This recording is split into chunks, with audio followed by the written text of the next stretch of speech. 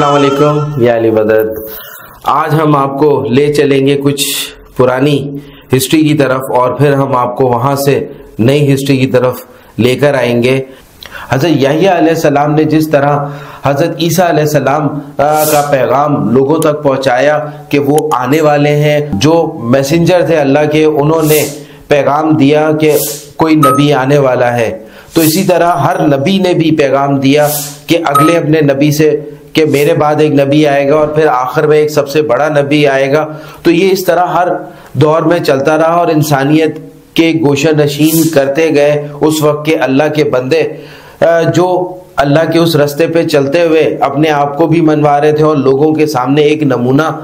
एक मिसाल बनकर रह रहे थे उस दौर के हिसाब से। तो हज़रत ईसा अलैहिस्सलाम की पैदाइश से पहले उस वक्त के जो काबिल लोग थे, उन्होंने जो चीज़ें ढूंढ रखी थी, चाहे वो मजूसी थे, चाहे वो मुसाफिर थे या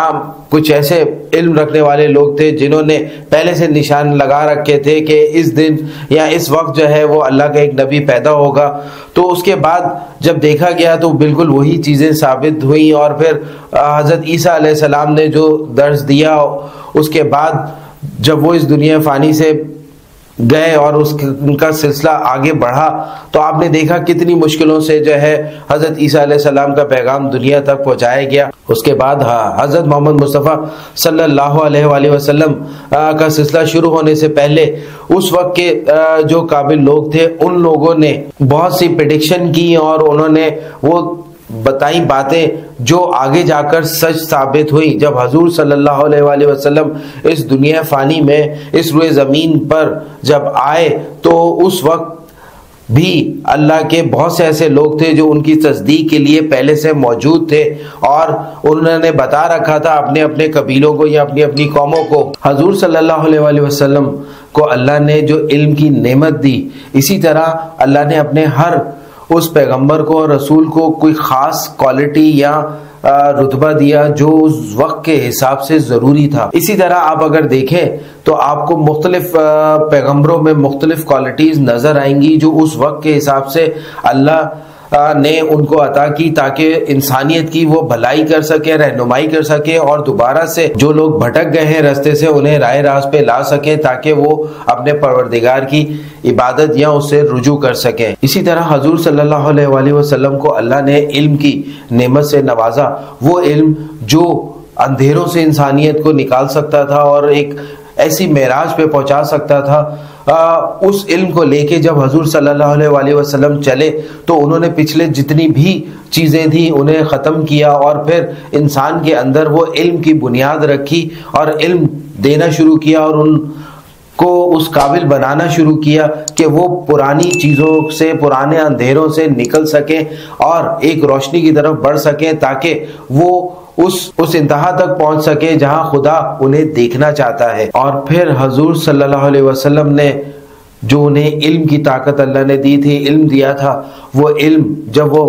फैलाने लगे और किस तरह उन्होंने चिराग रोशन किए और फिर एक से एक दिया जलता चला गया और इसी तरह हजूर के गिर्द बहुत से सहाबा जमा हुए और फिर उनमें जो इल्म की शम्मा जली वो आज भी हम उन्हें पढ़ते हैं, हम उन्हें जानते हैं। और इसी तरह हजूर सल्लल्लाहु अलैहि वसल्लम ने बहुत से सहाबा को बहुत से मुख्तलिफ या सीक्रेट मिशंस पे रवाना किया उस दौर में, उस हालात व वाक़यात के हिसाब से। इसी तरह हमें यहाँ पे पाकिस्तान में आप बहुत से सहाबा कराम के हमें मज़ारात मिलते हैं, उनका वजूद मिलता है, आने की खबर मिलती है। इसी तरह हजूर की और हज़रत अली और इमाम हसन और हुसैन और बहुत से ऐसे अहले बैत की हमें निशानियां मिलती हैं यहाँ कब्रों की शक्ल में और वाक़यात मिलते हैं हमें जो हमें ये बताते हैं कि उस दौर में जब हजूर इस्लाम फैला रहे थे, शम्मा जला रहे थे, इंसानियत को अंधेरे से निकाल रहे थे,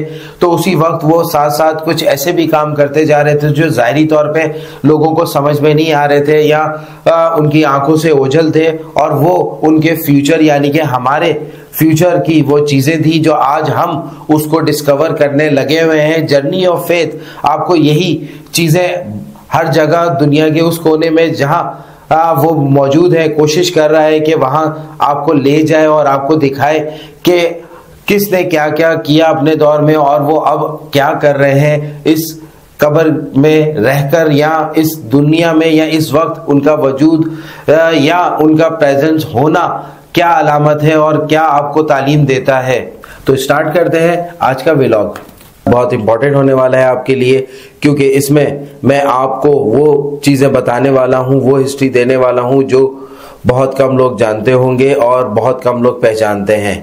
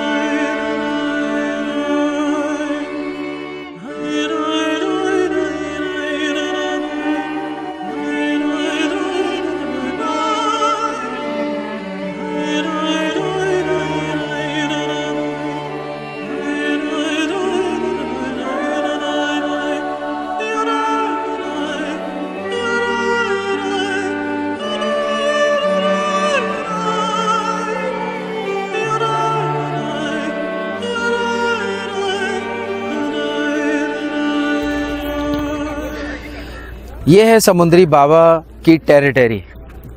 जो कई साल पहले उन्होंने डिसाइड किया, उन्हें इल्हाम हुआ या उन्हें कुदरत ने या उनके जद ने उन्हें गाइड किया कि अब आपका जो मुस्तकिल क़याम होगा वो ये जगह होगी। अपने पर्दे से कई साल पहले समुंदरी बाबा यहाँ पर आने लगे और यहाँ पे जगह का तयन किया, और फिर यहाँ क्या क्या हुआ ये मैं आपको आगे जाके वीडियो में बताने वाला हूँ। ये वो मौज़ाती जगह है जहाँ पे लोगों ने जिन्नात को भी देखा, जहाँ पे ऐसे भी लोगों को देखा जो कभी दोबारा नज़र नहीं आए, और ऐसे भी यहाँ पे जिन्होंने काम किया उनसे काम नहीं हो रहे थे, कैसे फिर दूसरी मखलूक ने आके इनकी खिदमत की, यानी कि मदद की, और फिर यहाँ पर एक जगह बन सकी। और यहाँ पे जो चिल्लागाह कहा जाता है समुंदरी बाबा की, बेसिकली वो चिल्लागाह नहीं थी, बेसिकली वो आराम गाह थी। और बाबा ने यहाँ पे जो दरख्त लगाया, पौधा लगाया, या पहले से जो झाड़ी थी जिसके साए में बैठते थे, वो भी मैं आपको बताने वाला हूँ आगे। और ये एरिया उनकी जब कब्र मुबारक यहाँ पे बना दी गई तो इस एरिया को एक ख़ास शेप दी गई। अंदर की टेरिटरी जितनी भी है ये वो खुद अपने दौर में बना कर गए थे, और उसके बाद यहाँ पे कुछ तामीरात हुई, मगर बेसिक उन्होंने ही बना के गए थे। ये जितना रास्ता आपने देखा कि यहाँ दोनों तरफ दरख्त लगे हुए हैं, ये बाद में लगे हैं, और बाद में लोगों ने यहाँ पर बहुत सारे काम किए। जो उनके मुरीदैन थे, जो उनके खादिम थे और जो उनके मोहब्बत करने वाले थे, वो यहाँ पे रहने लगे, यहाँ पे बाकायदगी से आने लगे और यहाँ का नस्म व नस्ल चलाने लगे, और यहीं पर ही बहुत सारी चीज़ें करने लगे। आज इस जगह पर लोग पिकनिक के हिसाब से भी आते हैं, क्योंकि कराची से बाहर है, और यहाँ पर घर से कुछ लोग खाने बना के लेकर आते हैं, कुछ यहीं लकड़ियाँ इर्द गिर्द से जमा करते हैं। और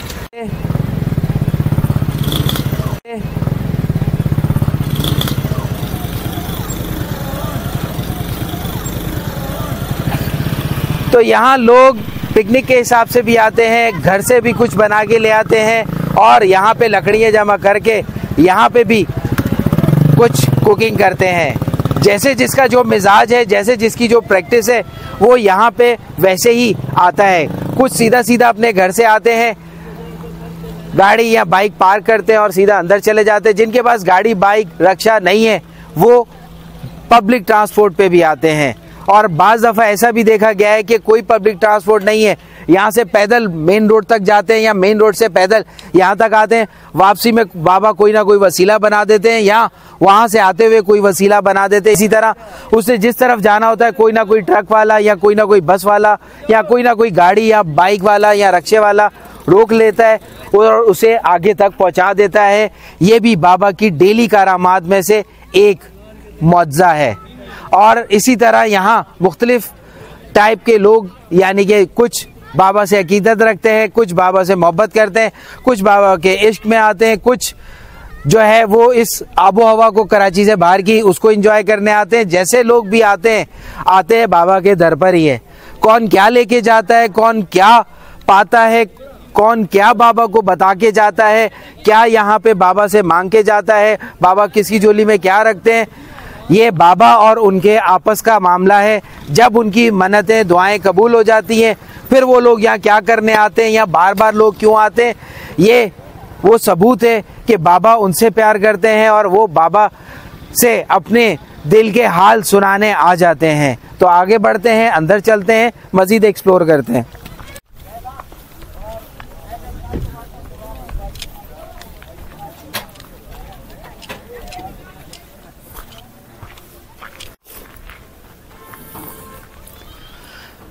बाबा के दर पर आएं और फूल ना लें या कोई सौगात ना लें, ये हो नहीं सकता। जो भी यहाँ आता है वो अकीदत में कम से कम उनकी कब्र मुबारक पे चंद फूल के पत्तियाँ ही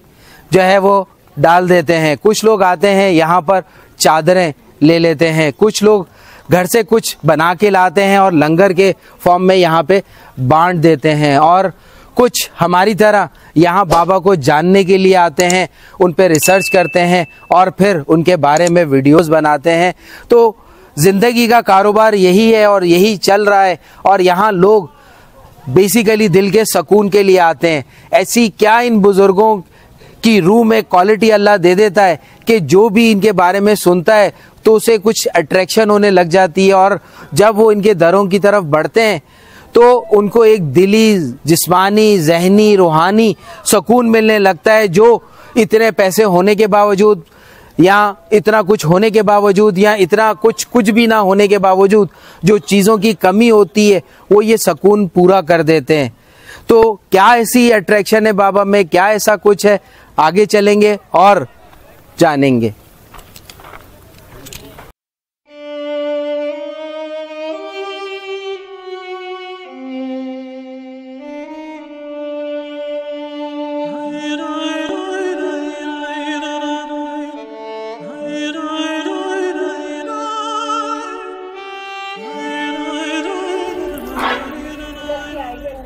कहते हैं बाबा अपने ज़माने में बहुत जलाली थे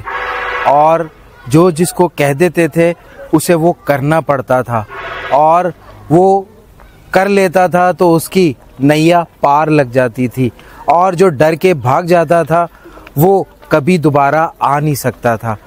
तो बाबा जब हयात थे और अपने ज़माने में दरिया साइड पे बैठा करते थे, जो मौजूदा फेस 8 है वहाँ पर की दास्तान बाबा की बहुत ज़्यादा है। यहाँ पे जब आए और यहाँ पे किस तरह आए और क्या हुआ ऐसा, उसकी कहानी तो मैंने आपको बतानी ही है। अभी अगर मौजूदा हम देखें यहाँ पर तो बाबा के बाद तकरीबन 32 साल में यहाँ बहुत सारी चेंजिंग तो नहीं आई, क्योंकि बाबा अपनी हाथों से जो चीज़ बना गए वो आज भी वैसे ही है, सिर्फ कलर हो जाता है या थोड़ी सी उस चीज़ में इन्हांसमेंट हुई है। जैसे बाबा की जो चिल्लागाह कहते हैं, वो चिल्लागाह बेसिकली एक गार के अंदर जिन्नात का बनाया हुआ एक गार था, जहाँ पे बाबा का हुजरा यानी कि बाबा क़याम करते थे। दिन भर वो जहाँ होते थे वो भी मैं आपको बताऊंगा। इसके साथ साथ यहाँ एक ट्रस्ट है, ट्रस्ट यहाँ बनाया गया और जो बाबा के चाहने वाले उसमें मौजूद हैं और कुछ फैमिली मेम्बर भी उसमें मौजूद हैं। ये लोग आपस में ही अपने आप जो हैं वो बहुत सारी चीज़ों को मैनेज करते हैं। कैसे करते हैं हम इस बारे में भी जानने की कोशिश करेंगे, और अगर हमें इंटरव्यू कोई दे सका तो हम इंटरव्यू लेंगे ताकि आपको पता लग सके कि बाबा का जो दरबार है ये अपनी मदद आप यानी कि यहाँ का जो ट्रस्ट सिस्टम है वो कैसे उसको चला रहा है, कैसे मैनेज कर रहा है, लोग कैसे यहाँ पे डोनेट करते हैं और कैसे ये पूरा निज़ाम इतना बड़ा, इतना खूबसूरत एरिया और सफाई और हर चीज़ का जो ख्याल है। लंगर भी दिन में 2 दफ़ा चल रहा है और चाय पापे का लंगर सुबह से लेकर रात तक जो चलता रहता है, ये कैसे मुमकिन हो पाता है। तो यहाँ तक के लिए इतना ही, आगे बढ़ते हैं और मज़ीद बाबा के बारे में जानते हैं।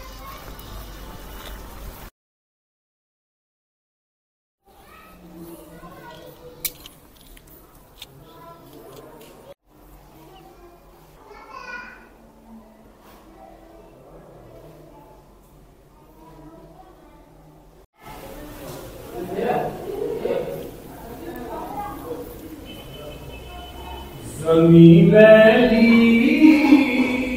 नहीं होती, ज़मन मैला नहीं होता, ज़मीन मैली नहीं होती, ज़मन मैला नहीं होता, मेरे आका के गुलामों का कफन मैला नहीं होता, मेरे आका के गुलामों का कफन मैला नहीं होता, मोहब्बत प्यारे आका से वो जज्बा है, सुनो लोगों, मोहब्बत प्यारे आका से वो जज्बा है, सुनो लोगों, ये जिस्मन में समा जाए वो मन मैला नहीं होता, ये जिस्मन में समा जाए वो मन मैला नहीं होता, जनाबे मुस्तफा चूमे नहीं दुखती कभी आंखें, जनाबे मुस्तफा चूमे नहीं दुखती कभी आंखें, कलंदर पैदो आखर मैनू कलंदर सदहा मगर में अली की गली दा पढ़ना कसीदा,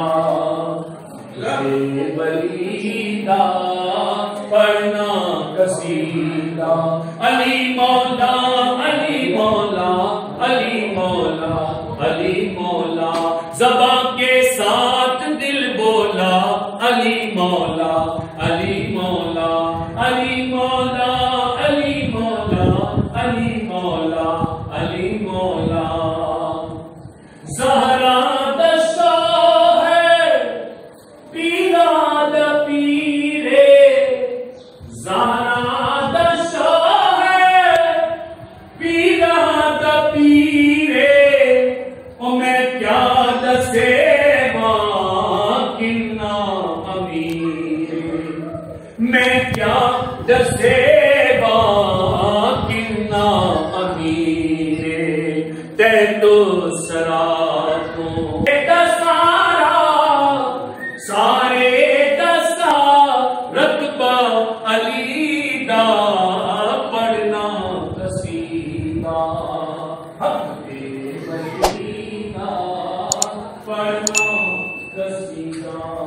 यहाँ पे कुरान पढ़ने के लिए बाकायदा जगह बनाई हुई है। अमन का मेरा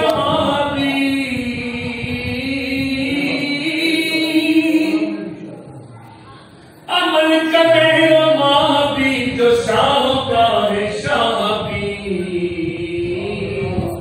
ऐसा बादशाह हुसैन है, बोलो ऐसा बादशाह हुसैन है, मेरा हुसैन है, मेरा बादशाह हुसैन है, मेरा हुसैन है, मेरा बादशाह हुसैन है, मेरा हुसैन है, मेरा बादशाह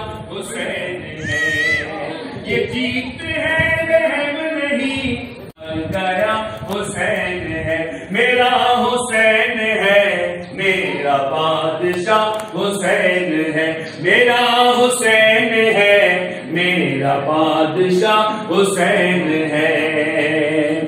शहीद करबला का गम जिसे बिना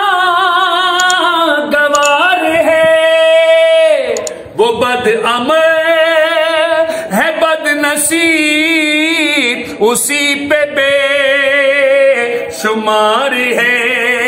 अरे ओ मुल्किरे अज़ल, अरे ओ मुल्किरे अज़ल, अरे ओ मुल्किरे अज़ल, तू मर जरा कब्र में चल, पता चलेगा क्या हुसैन है, पता चलेगा क्या हुसैन है। अरे ओ मुल्किरे अज़ल, तू मर जरा कब्र में चल, पता चलेगा क्या हुसैन है।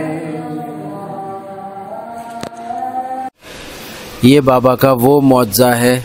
जो उन्होंने अपने हाथों से सरअंजाम दिया। ये उन दिनों की बात है कि जब बाबा यहाँ पर आने लगे और यहाँ के बुजुर्गान जो पहले से मौजूद थे उन्होंने बाबा की कुछ रहनुमाई की और बाबा की हर मुमकिन कोशिश की। उनके जो भी खिदमतकार थे उन्होंने वो भी भेजे और इर्द गिर्द के गाँव के से भी लोग आए, इर्द गिर्द के गाँव जितने भी आबाद है वहाँ से भी लोग आने लगे और कुछ जिन्नाती सिस्टम भी यहाँ पे पहले से मौजूद थे और कुछ बाबा के साथ थे और कुछ इन बुजुर्गाने दीन के साथ थे। तो जब वो बाबा यहाँ आए और उन्होंने यहाँ उन्हें पता लगा कि उन्होंने अब यहाँ आगे की ज़िंदगी यहाँ गुजारनी है और पर्दा करना है, तो उन्होंने ये कुआं खुदवाया और इसमें ख़ुद भी उन्होंने मशक्क़त की और उसके साथ साथ लोगों ने मिलकर ये कुआं खोदा गया। फिर एक ख़ास गहराई तक कुआं खोदा गया। उसके बाद फिर और लोग बुलवाए गए और उन्होंने इस कुएं को एक ख़ास डेप्थ तक खोदा गया। और फिर जब पानी आया और बाबा ने पी के देखा तो ये पानी वाकई पीने के काबिल था। ये बाबा का वो ज़िंदा मौजज़ा है जो आज भी लोगों के दरमियान मौजूद है, मगर लोग आते हैं और यहाँ देख नहीं पाते, जान नहीं पाते, पहचान नहीं पाते। अब क्योंकि यहाँ मोटर सिस्टम लग गया है तो मोटर के थ्रू जो है वो पानी टैंकों में या टैंकी में जमा कर दिया जाता है। मोटर है जो अब पाइप के थ्रू पानी जो है वो खींचा जाता है मोटर से और यहाँ पर भर दिया जाता है मुख्तलिफ टैंकियों में। यही पानी पीने के लिए, खाने के लिए और यहाँ वज़ू करने के लिए और नहाने के लिए ये पानी इस्तेमाल होता है। अल्लाह बहुत से अपने नेक बंदों को ऐसे मौके देता है या इतना टाइम देता है कि वो अपने हाथों से कुछ बना सकें, कुछ ऐसा कर सकें जो आने वाले लोगों के लिए मशले राह हो। कहते हैं बाबा जब दो दरिया के करीब फेस 8 में अब कैंप पजीर थे और वहाँ के DHA वालों ने उन्हें जब डिस्टर्ब किया और उन्हें तंग करना चाहा तो बाबा को बस की हालत में जो पैगाम मिला ऊपर वाले की तरफ से, तो बाबा इस इलाके की तरफ आए क्योंकि यहाँ से दो दरिया का फासला तकरीबन 70 से 80 किलोमीटर के करीब है और इतनी दूर आना और फिर उस ज़माने में यहाँ पे आना कि आज आपने सड़क देखी, ये सड़क भी नहीं थी, एक पगडंडी टाइप की थी या एक छोटा सा स्कूटरों का जो रास्ता बना होता है कच्चे का वो बना हुआ था। फिर ये जो बड़ा काठोर तक जा रहा है और जो ठट्टा वाला रोड ये मौजूद नहीं था, यहाँ पे कच्चा रोड जाया करता था। उस ज़माने में बाबा अपनी जीप पर जब इधर आए पहली बार तो तब यहाँ पे पता लगा कि बाबा को यहाँ पे क्यों बोला गया है। तो यहाँ जो पहले से बुज़ुर्ग आबाद थे, जो मौजूद थे, जो कि एक बिल्कुल सामने हैं बुज़ुर्ग, उनके बारे में भी हम आइंदा आपको बताने वाले हैं। फिर इसी तरह एक सहाबी रसूल है कहा जाता है, वो भी यहाँ पे मौजूद थे। तो बाबा को रूहानी तौर पे यानी कि वक्त की हालत में बताया गया कि यहाँ पे दो बुज़ुर्ग ऑलरेडी मौजूद हैं और तुमने उनके दरमियान यहाँ पे आबाद होना है। इस खित्ते की, इन यहाँ के लोगों की कुछ काम, कुछ चीज़ें या कुछ ज़िम्मेदारियाँ आइंदा के लिए आपको निभानी है। तो जब बाबा यहाँ पर आए और यहाँ पर पहली बार देखा तो ये बिल्कुल मेरे सामने जहाँ मस्जिद अली बनी हुई है ये पहाड़ था, और जहाँ पे बाबा की सामने चिल्ला गाह है ये एक पहाड़ था, अभी भी इसके पीछे पहाड़ मौजूद है। तो बाबा जब आए तो इन बुजुर्गान दीन ने इनको यहाँ वेलकम किया और इनके लिए अपनी वो तमाम रिसोर्सेज जो दुनियावी थे या दीनी थे या रूहानी थे या जन्नाती थे वो बाबा के आगे पेश किए। और फिर यहाँ पर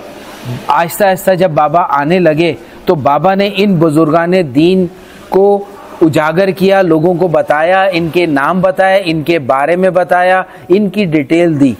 इसी तरह आगे 4 किलोमीटर आगे एक साबी रसूल है, उनके बारे में भी बाबा ने बताया और उनका जो भी बेसिक चीज़ें थी,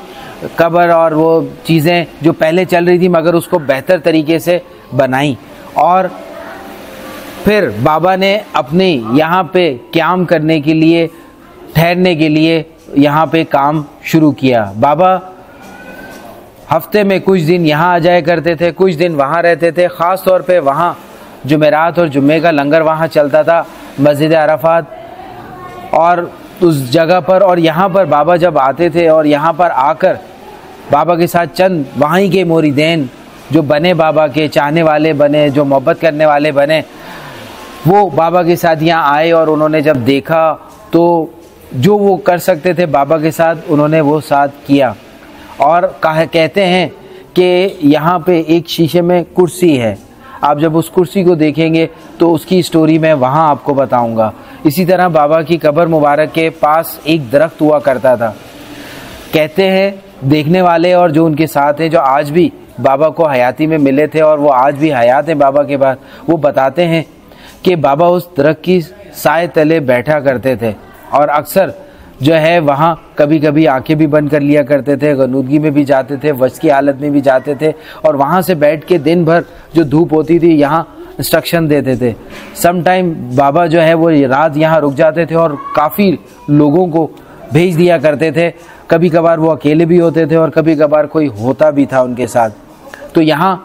उस वक्त रात को जिन्नात यहाँ काम किया करते थे और बहुत सारी चीज़ें जो दुनियावी लोगों से या मिस्त्री या मज़दूरों से नहीं हो पाती थी वो हो जाया करती थी। जब वो सुबह आते थे तो वो हुई होती थी। तो ये यहाँ की थोड़ी सी मुख्तसर सी मैंने आपको बातें बताई। अभी मेरे पास बहुत बड़ा ज़ख़ीरा है जो कि टाइम तलब है और आपका इंटरेस्ट को बनाए रखना वो ज़रूरी है, क्योंकि आप जब तक आपका इंटरेस्ट नहीं होगा, ये बाबा की दास्तान मैं उस जिस तरीके से आपको बताना चाहता हूँ, कहना चाहता हूँ, दिखाना चाहता हूँ और महसूस करवाना चाहता हूँ, वो मैं करवा नहीं पाऊँगा। तो इसके लिए आप बंधे रहें, मेरे चैनल के साथ जुड़े रहें और मेरी बातों को सुनते रहें और समझते रहें और एक ऐसी हस्ती के बारे में आप जान लेंगे आखिर में जो सिर्फ 32 साल पहले यहाँ से पर्दा किया। वो आम इंसान थे और आम से कैसे वो ख़ास हो गए और ख़ास से ख़ासतर कैसे हो गए और फिर ख़ास से ख़ासतर के बाद वो फ़ना फिल्ला की पोजीशन पे कैसे पहुँचे और फिर वो जब दुनिया में वापस लौटे तो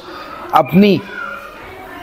गायबियत से पहले वो क्या क्या करने लगे और क्या क्या उनके साथ होने लगा और लोगों के साथ क्या क्या होने लगे, लोगों को उनको कैसे याद आने लगी, लोगों में वो काम कैसे करने लगे और लोग कैसे उनकी तरफ खींचे चले और कौन से लोग उनके पास नहीं आ सके, ये सब मैं आगे की एपिसोड्स में बताता रहूँगा आपको और आप जानते रहेंगे। इस तरह दौरे हाजिर के लेटेस्ट बुज़ुर्ग जो पर्दा कर चुके हैं उनको मैं अच्छा बयान कर सकूँगा। तो मिलते हैं आपसे एक छोटे से वक्फे के बाद।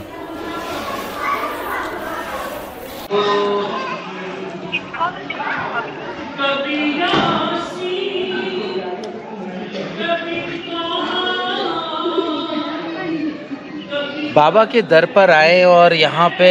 जैसे ही इनकी टेरिटरी में आप दाखिल होते हैं तो एक सुकून की लहर आपके अंदर उतरना शुरू हो जाती है। तो मैं आपसे बात कर रहा था सुकून की। ये बुज़ुर्गान दीन है जो सुकून मुहैया कर सकते हैं। सुकून आप पैसे से नहीं ख़रीद सकते, आप शोहरत से नहीं ख़रीद सकते, आप लोगों की तकलीफ़ें बांट के ख़रीद सकते हैं, लोगों की हमदर्दियाँ में काम आकर और हमदर्दियाँ जब समेटते हैं तब आप सुकून ले सकते हैं। अल्लाह ने सुकून का मेयार ही अलग रखा है और समुंदरी बाबा तो बात ही कुछ और है। एक दौरे हाजिर के बुज़ुर्ग, दूसरा कलंदरी सिलसिले से बुज़ुर्ग और फिर इनकी जो वजदानी ताकत है जो इन्होंने यहाँ पर मौज़ात का जो है एक अंबार लगाया हुआ है अपने ज़माने में। शायद हम इसलिए इनके बारे में ज़्यादा अच्छा और बेहतर जान पा रहे हैं कि ये कुछ अरसा साल यानी कि 32 साल पहले ही यहाँ से पर्दा किया है। जब मैं बाबा की मस्जिद में जाया करता था तो वहाँ पे जो सुकून था वो मैंने आपको वहाँ बताया कि वहाँ कैसा सुकून था। जब मैं इधर आया यहाँ मेरा आना कम हुआ और साल में एक बार या 2 बार या कोरोना के बाद मैं सिर्फ व्लॉग बनाने यहाँ पर आया हूँ। 2-3 साल का गैप आया और मैं फिर यहाँ नहीं आ सका था। तो यहाँ पर सुकून तो है, एक तो ये रोड से दूर है, दूसरा ये कि यहाँ की हवा ही कुछ ऐसी है कि जब आप यहाँ पे बैठते हैं तो बहुत सारी पुरानी यादों में भी चले जाते हैं और कहीं फंसे हुए होते हैं तो वहाँ से निकल जाते हैं और फिर यहाँ पर आप थोड़ा टाइम गुजारते हैं, सस्ताते हैं यहाँ पे लंगर वगैरह खाते हैं, पानी वानी पीते हैं और मौज मस्ती भी करते हैं और उसके साथ साथ बाबा की ज़ियारत भी करते हैं और टाइम वहाँ पे थोड़ा सा लगाते हैं। तो एक आपको मिक्स चार्ट मिल जाती है बाबा के यहाँ पर कि आपकी जिस्मानी, रूहानी, दुनियावी और दीनी जो इश्यूज़, प्रॉब्लम, मसले होते हैं वो बाबा जो है वो उन पे झाड़ू फेर देते हैं। यानी कि वो आपकी ज़िंदगी में उनका जो इंटेंसिटी बढ़ी हुई होती है, शिद्दत, वो कम कर देते हैं या ख़त्म कर देते हैं। जैसी बाबा से आपकी चाहत होगी वैसे ही ये बाबा आपको मिलेंगे। आप इनसे मांगने आएंगे, ये देने वाले मिलेंगे। आप इनसे मांगने आएंगे तो ये आपको देने वाले बनेंगे। आप इनसे अपने लिए जो है वो मशवरा मांगने आएंगे तो ये मशवरा देने वाले बनेंगे। आप सेहत मांगने आएंगे तो ये आपके लिए डॉक्टर बनेंगे। ये आपके लिए जैसा आप चाहेंगे ये वैसे ही आपके लिए बन जाएंगे, क्योंकि इन्हें अल्लाह की उस मखलूक से प्यार है जिसे अल्लाह ने अपने हाथों से बनाया और इस दुनिया में भेजा। यानी कि आप और मैं, यानी कि ये पूरा जहान। अल्लाह के जितने भी पैगंबर आए, जितने भी सहाबा रहे, उसके बाद जितने भी इमाम आए और जितने भी फिर वली कलंदर आए, फिर सूफ़ी, मलंग, औलिया और ये सब आए, मलंग, दरवेश, इन्होंने सारों ने मखलूक की खिदमत की, इंसानियत की खिदमत की। उनके लिए जो एक सुन्नत चली आ रही थी हजूर की, उसको उन्होंने कंटिन्यू रखा। यानी कि लंगर का इंतज़ाम रखा, पानी का इंतज़ाम रखा और यहाँ पे मुख्तलिफ़ सराय भी बनाए कि दूर दराज से लोग आएँ, वो ठहरें और वो अपनी रूह और दिल की तस्कीन के लिए यहाँ पे कुछ टाइम लगाएं, कुछ कुरान खानी पढ़ें, कुछ इबादत करें, कुछ ज़िक्र करें। बाबा ने यहाँ पे जो मस्जिद मौला अली के नाम पे बनाई है उसमें नमाज़ पढ़ें, उनकी चिल्लगाह की ज़ियारत करें और इसी तरह उनकी मुख्तलिफ़ जगहों पे जो यहाँ पे मौज़ात उन्होंने रखे हैं, सेट कर गए अपने हाथों से, उनकी ज़ियारत करते हुए उनको जाने, उनको पहचाने और उन तक पहुँचें कि बाबा को अल्लाह ने क्या क्वालिटीज़ दी हैं और बाबा किस लिए इस दूर जंगल में यहाँ पे बैठे हैं। थोड़ी सी मुशक्क़त आप जब कर आएंगे तो बाबा आपके लिए कौन सा कारपेट बिछाएंगे, कौन सी ऐसी चीज़ आपके लिए अपनी निछावर करने के लिए तैयार रहेंगे जो अल्लाह ने इनको अता की है और आपने अपनी नज़रों से वो चीज़ें ढूंढनी है, जाननी है। मैंने तकरीबन 1000 ज़ियारत यानी कि मज़ारात से ज़्यादा मैंने की वीडियोस बना चुका हूँ। हर ज़ियारत पे कुछ ना कुछ उस साहिब मज़ार की क्वालिटी होती है, उसकी अल्लाह ने उसको कुछ दिया हुआ होता है, चाहे वो अहले बैत में से हैं या वली कलंदरों में से, इमामों में से हैं। तो इसी तरह बाबा के पास क्या है, जब आप आएंगे तो आप जानेंगे। सबसे पहले आप बाबा को जानेंगे, बाबा को पहचानेंगे, फिर उनकी करामात या मेरी ज़बान से मौज़ात सुनेंगे, फिर आप जानेंगे बाबा को, फिर लॉ लगाने में आपको आसानी होगी, फिर जो मालूमात आपके जहन में होगी उससे आगे की कहानी बाबा आपको देंगे। और फिर जब बाबा और आपका एक राब्ता बनेगा, कनेक्शन बनेगा, फिर बाबा आपके अंदर बोलेंगे। जब आपके अंदर बोलेंगे तो फिर आप जो करेंगे तो वो आपके मौज़ात नहीं, बाबा के मौज़ात कहलाएंगे। और बाबा आपके अंदर कितने लोगों को फैज़ पहुँचाएंगे, कितने लोगों को अकल की बातें बोलेंगे, कितने लोगों के लिए मशले राह आप बनेंगे बाबा के थ्रू। ये बाबा और आपका ताल्लुक़ होगा। तो यहाँ आएँ, यहाँ लॉ लगाएं, यहाँ पर टाइम लगाएं और अपने आप को पेश करें ताकि बाबा आपके अंदर काम कर सके, ताकि वो लोग जो दूर दराज हैं, जो किसी चीज़ का इंतज़ार कर रहे हैं या वो मसलों में फंसे हुए हैं या तकलीफ़ों में फंसे, उन्हें रास्ता नहीं मिल रहा इस महंगे दौर में, इस अफरा तफरी के दौर में, शैतानी दौर में, तो आप उनका ज़रिया बन सकेंगे, उनका राब्ताकार बन सकेंगे। पीछे पावर बाबा की होगी और बाबा के पीछे उनके जद की होगी, उनके जद के पीछे हमारे आका दो जहां सल्लल्लाहु अलैहि वसल्लम की होगी और